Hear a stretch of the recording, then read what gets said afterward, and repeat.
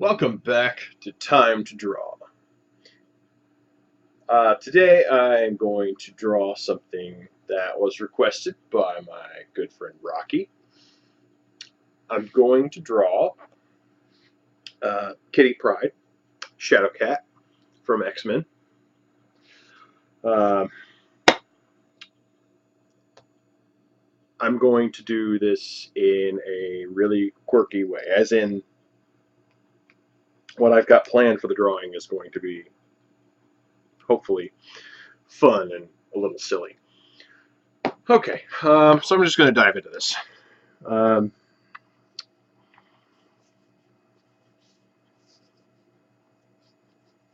I came up with this notion for a drawing, trying to do something a little fun and a little goofy, and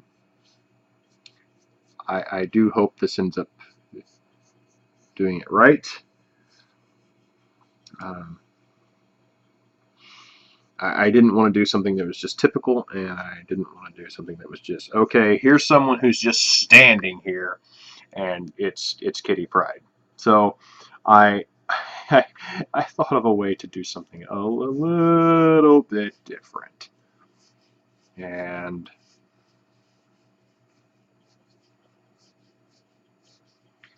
I think this will do the job nicely.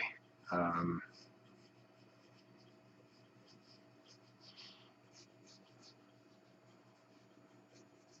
not going to say what the goofiness of the drawing is yet. I will let you figure that out as we go along.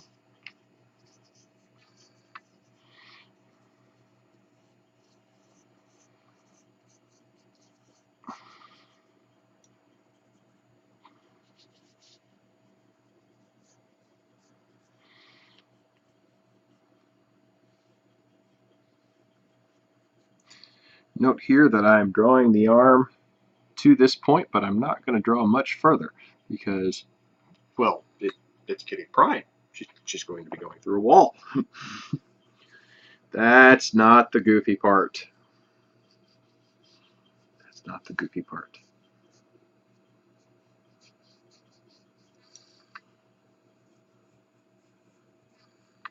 I don't usually draw this sort of picture, but what this will end up being. But that's, you can't always draw what's safe and what's expected.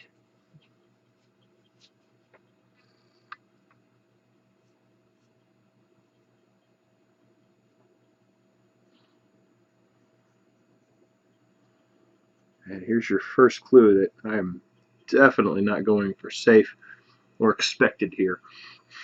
that's the mouth. And no, that's not going to be pursed lips. That's going to be open wide.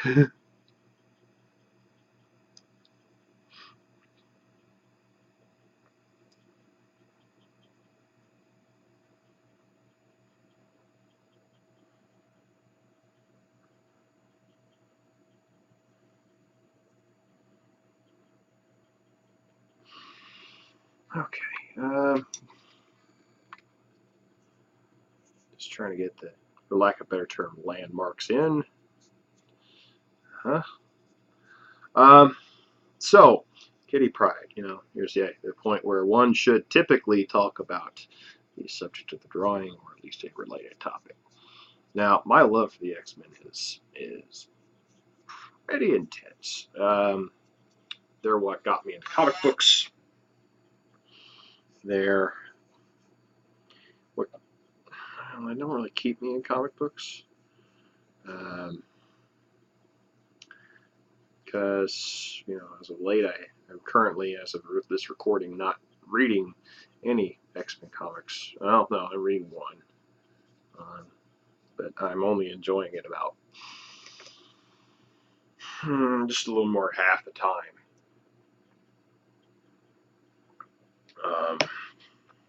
When you kill off all the main characters and you're stuck with side characters, and the people running the comic kind of, they sideline it. Oh yeah, the biggest X-Men comic. It's clearly a sideline book. The X-Men are the biggest franchise in the history of comics. There's no disputing that. That's fact. Guinness Book of World Records. I mean, my favorite comic book character is Cable. Cable is the star of the second highest selling comic book issue ever. X-Force #1. X-Men #1 is, of course, the winner. It's the biggest. Nothing stops it. And honestly, if you go by traditional sales, I don't see it losing that title. Um,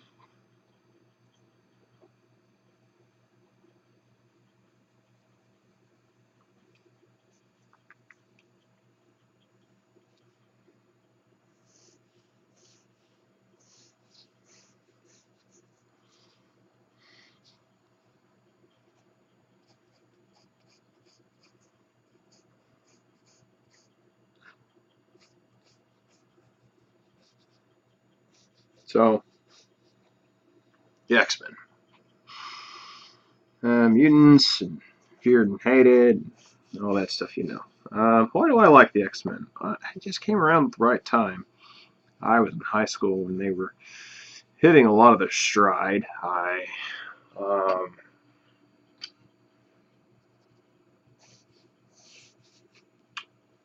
was, let's see, I was a sophomore, which had been 94, 95, when I really got interested. Um,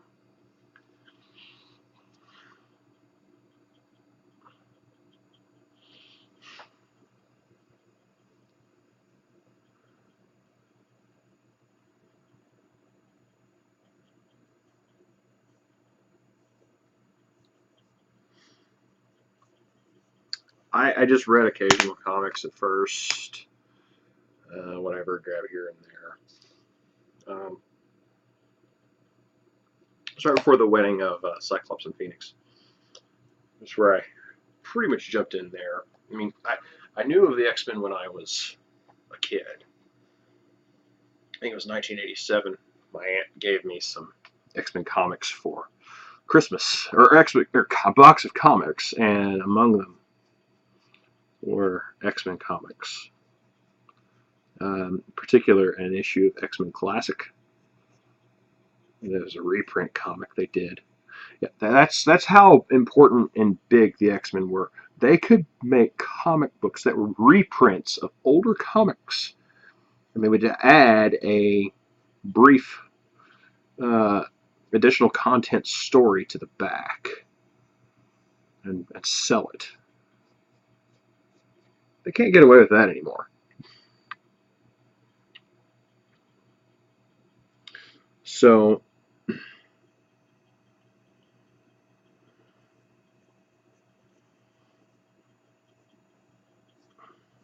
um, one of the interesting things is that I read that X-Men Classic comic, and it was a reprint of an issue where I don't know the exact issue. I've never been a chapter and verse issue quoter for the most part. Um, but the issue where the X-Men go is in the Phoenix Saga. The X-Men go to the Shi'ar Empire and they fight the Imperial Guard, vastly outnumbered. Uh, super powerful minions of the Mad Emperor D'Ken.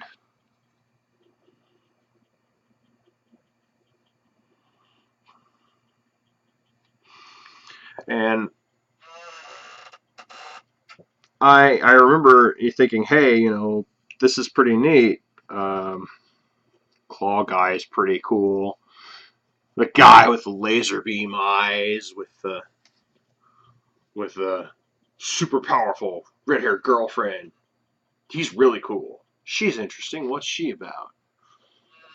That Nightcrawler guy. He's neat. Jumping in everywhere. Granted, this is a 7-year-old's mindset.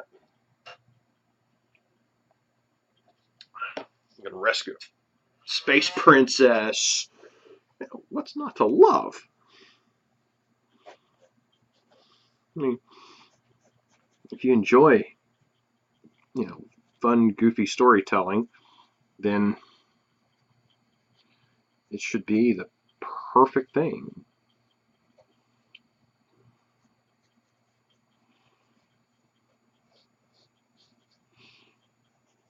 But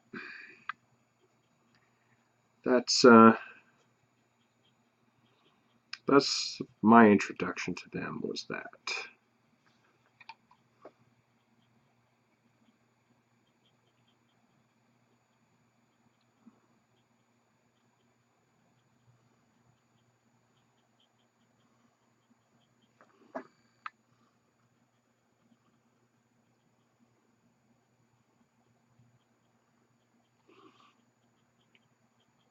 Uh, the Dark Phoenix saga is, of course, the even more popular follow-up to the Phoenix saga. Phoenix saga is probably, it probably ranks somewhere in the top 5 of X-Men story arcs.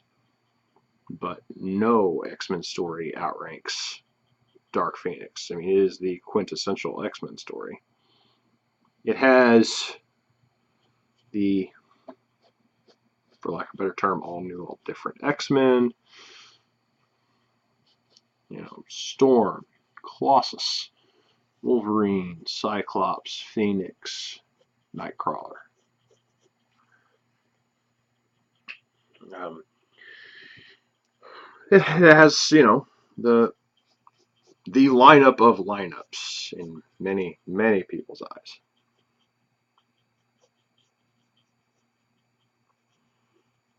And it's it stands out because you have a lot of things that are you know expected from X-Men. That's where they started in the Dark Phoenix saga.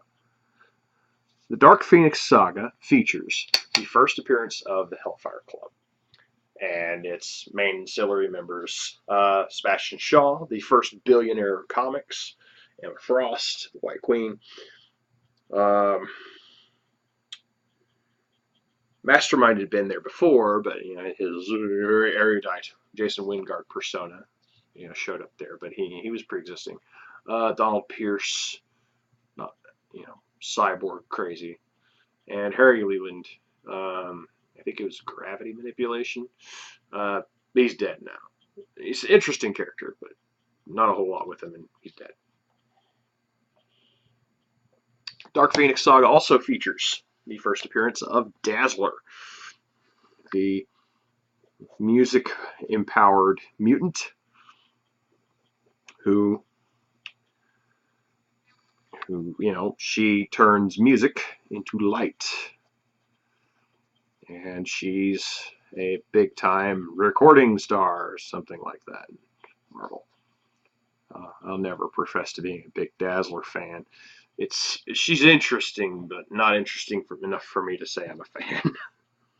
um, and then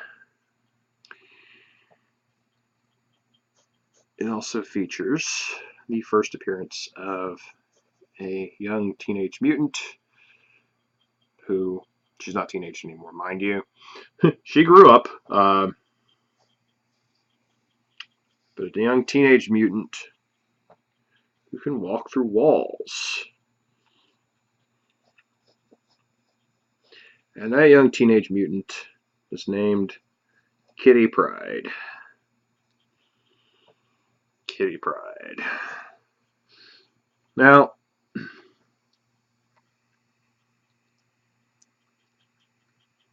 Kitty Pryde is known for having some of the worst costumes in the history of comics, which is why I am not dealing with them today.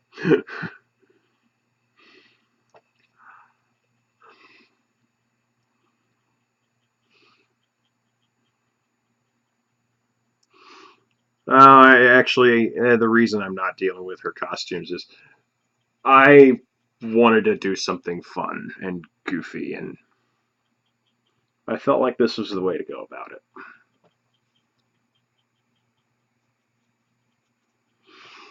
So I do like the design from All New X-Men.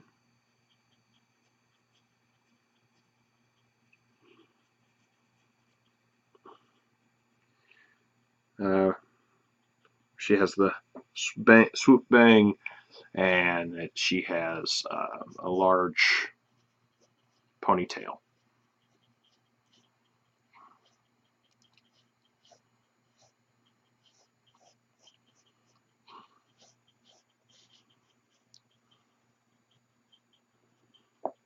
So I'm kind of going for that a little bit here. Again, this is not your typical drawing. This is not your typical drawing from me. I wanted to do something a little different, and this seemed like fun.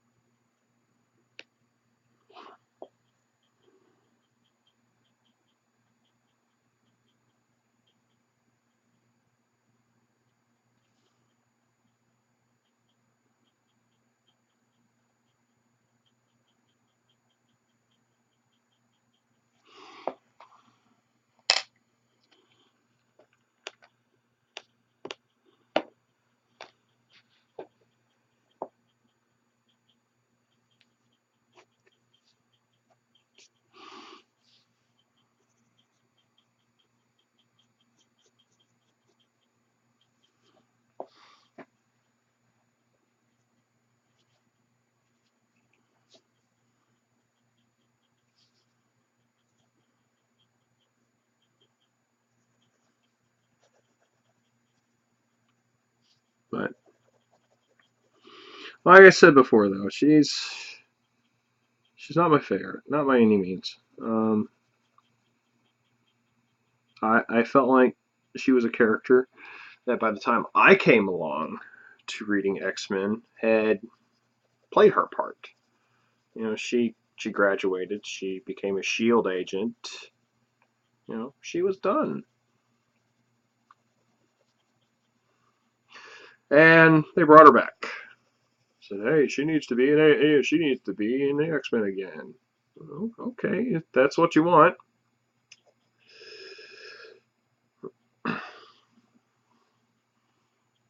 I if you're gonna have uh, the female character who's Wolverine's sidekick, I I think that I think that I think that Jubilee fills that a little better. Again, that's just me.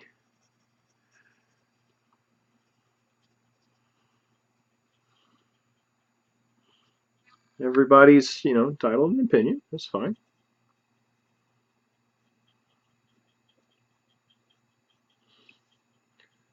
Mine is more toward a minority opinion,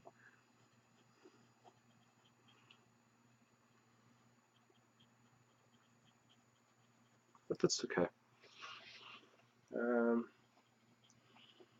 let's see, we need.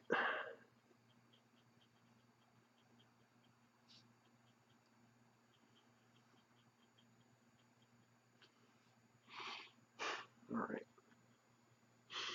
So you can see a little bit of what I'm going for here,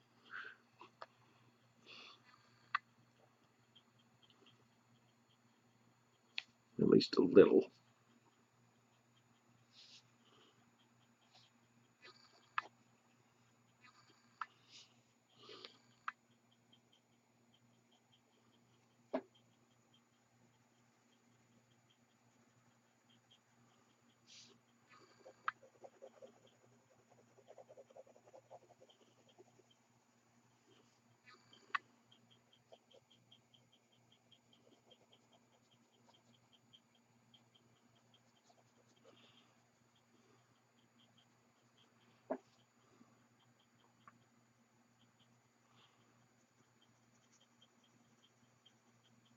I enjoyed Ellen Page's performance of Kitty Pryde in Days of Future Past.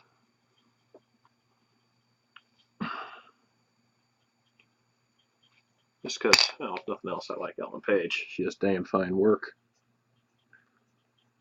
Uh,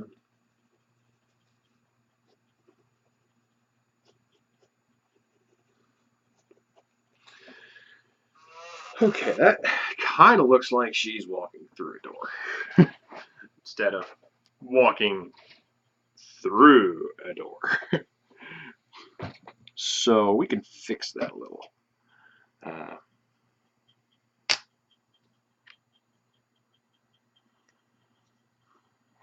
I'm going to alter my angle a little bit.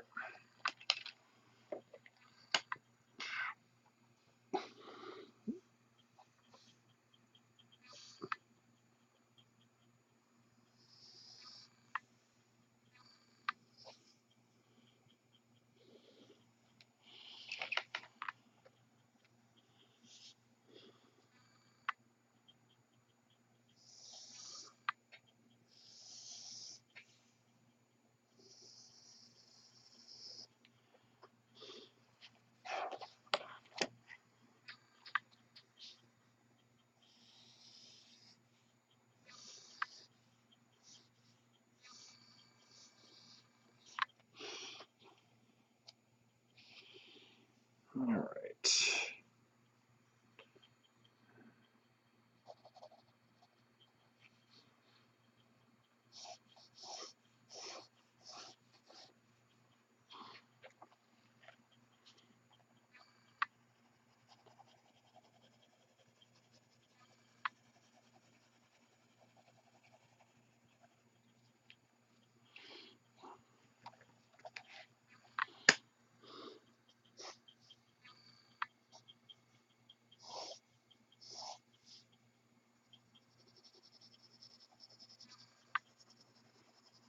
I'm not trying to super detail this out. I'm not going to lie.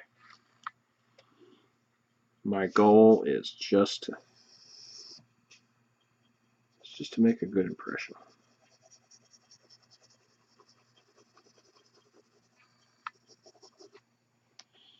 All right. So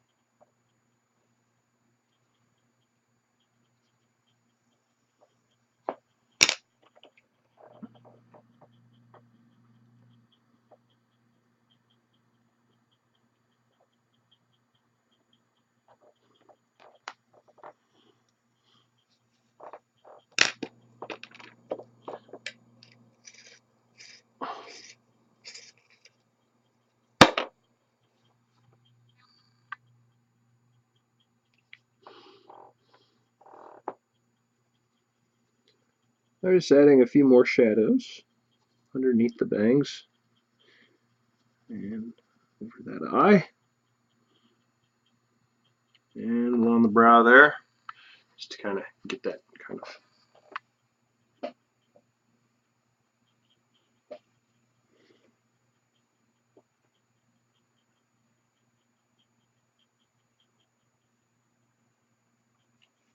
of a little bit angry look, because what I thought of would be much better with a little bit angry look.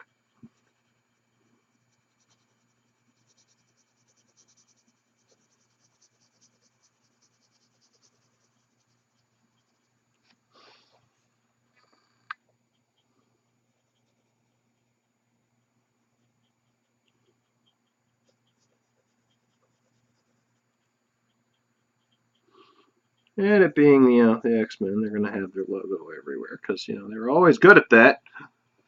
Let's put the logo everywhere. Our belt buckles, our lapel pins, wheelchair wheels, everywhere.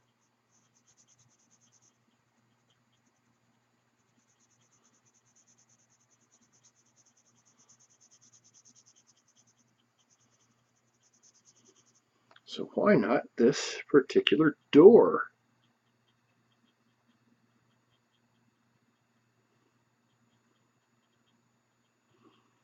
Okay.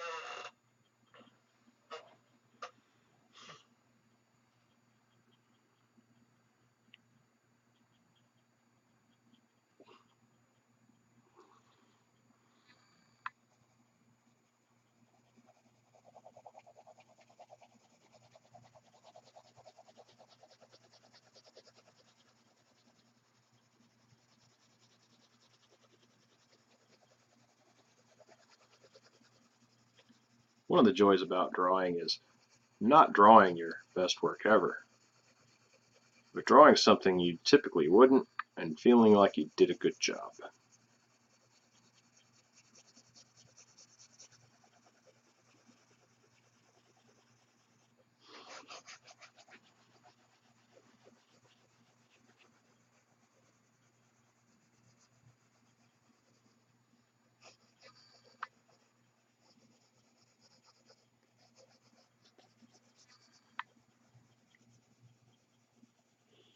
So, I'm not sure how many of you would be aware, but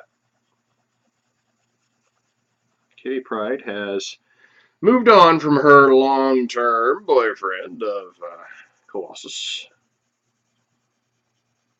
much to the sadness of the gentle-hearted artist Colossus. And she decided she wanted to go hook up with someone into space adventuring. So, her current boyfriend in the comics is Star-Lord. So there's a pair that won't be hooking up in any movies anytime soon.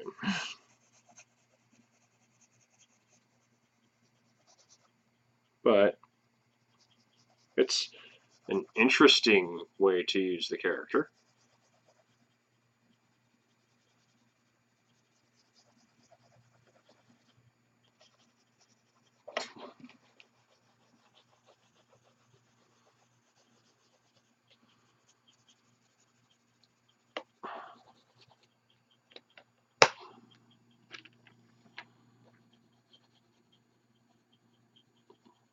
Yeah, she's all right. It's just some people like to try to write her where she's supposed to be better than everyone else, and I don't like that. It's a very un-X-Men attitude, anyway.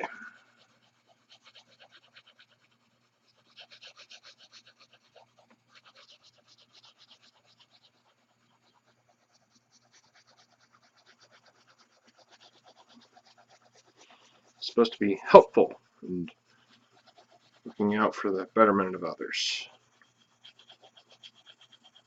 especially those who need it most. X-Men standing up for a world that fears and hates them. Even if the people that fear and hate them are the Avengers. That's a different topic altogether. We're almost there on this. I just want to kind of semi-texturize the door here.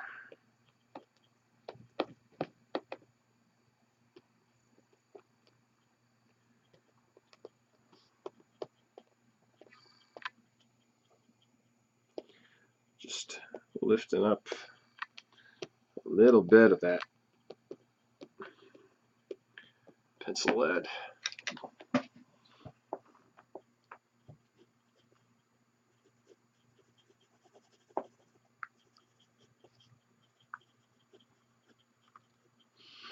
And I'm getting in a little bit more of her hair because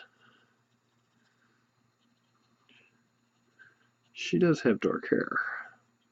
Not dark, dark, dark hair, but she's got brown hair.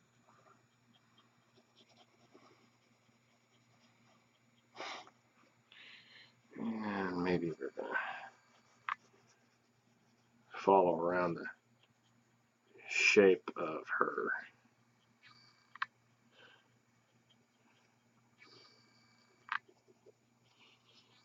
towel a little bit, just to get a little bit more implied color out of it.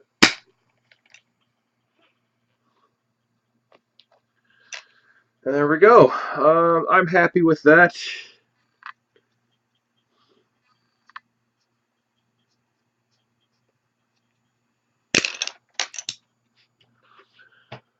I'm happy with it. What about you? What do you think? Hop down to the comments section below and let me know. And while you're there, in that area of the page, hit like, hit subscribe. Got more drawings coming in the future. And if you subscribe, you'll even be able to see me talk about books and writing on occasion, and see me play some various tabletop games. So, but until later, this is Len Berry, and this has been Time to Draw.